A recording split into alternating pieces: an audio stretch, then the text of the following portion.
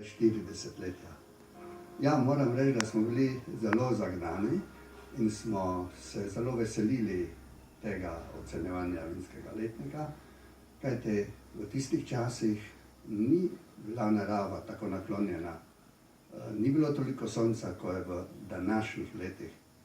In seveda smo kljub temu si prizadevali, najprej seveda pridelovalci, in seveda pričakovanja o ocenjevanju so bila vsako leto zelo velika. Le eden ali dva vinska letnika v desetletju sta dosegla visoko kakovost. Kot nadpovprečni so izstopali letniki 71, 83, 90 in 92.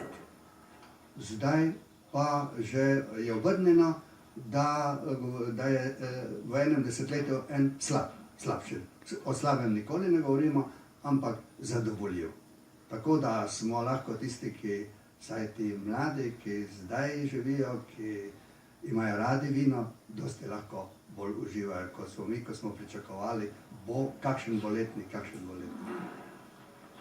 Tradicionalno strokovno ocenjevanje vin v zadnjih letih izvaja skupina 30 enologov, vinarjev in drugih vinskih strokovnjakov iz vse Slovenije.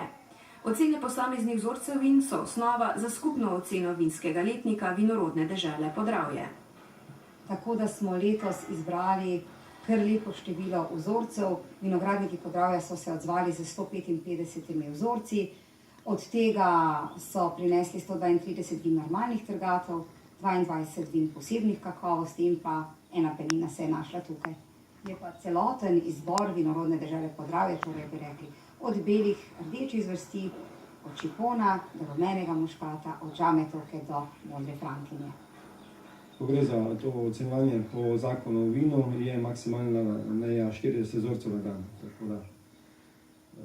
Ampak glede to, da mi pri tem profesionalnem ocenjevanju tudi ne zauživamo tega vina, tako da tukaj ni nekih problemov. Kaj konkretno ocenjujete?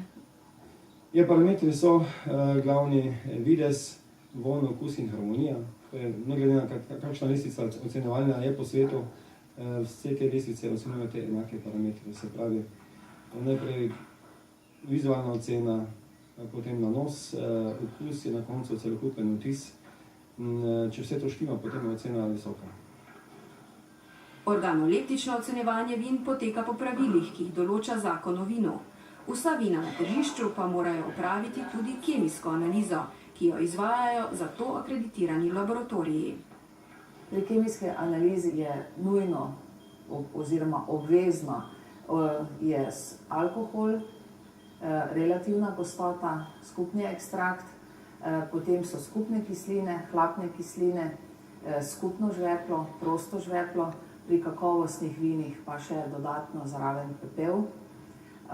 In na osnovi tega mi primerjamo z obstoječo veljavno zakonodajo za vino in vino razporedimo prvo po kemijskih parametrih v kakovostne razrede, potem pa upravimo še organoleptično oceno, ker vsako vino ocenjuje najmanj 5 ocenjevalcev, komisija je tripartitna in glede na oceno po 20-točkovnih metodi, ki jo uporabljamo v Sloveniji, se vino prav tako na koncu še razporedi v kakovostni razred oziroma v vrsto razreda po kakovosti, to se pravi, lahko je namizno, lahko je deželno, lahko je kakovostno, vrhunsko ali pa posebne kakovosti.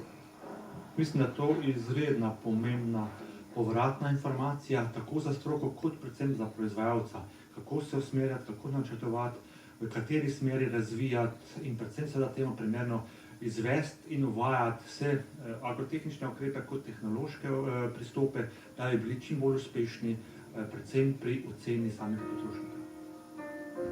Vinogradniška družina Protner na prerezu vinskega letnika sodeluje od začetka 80 let.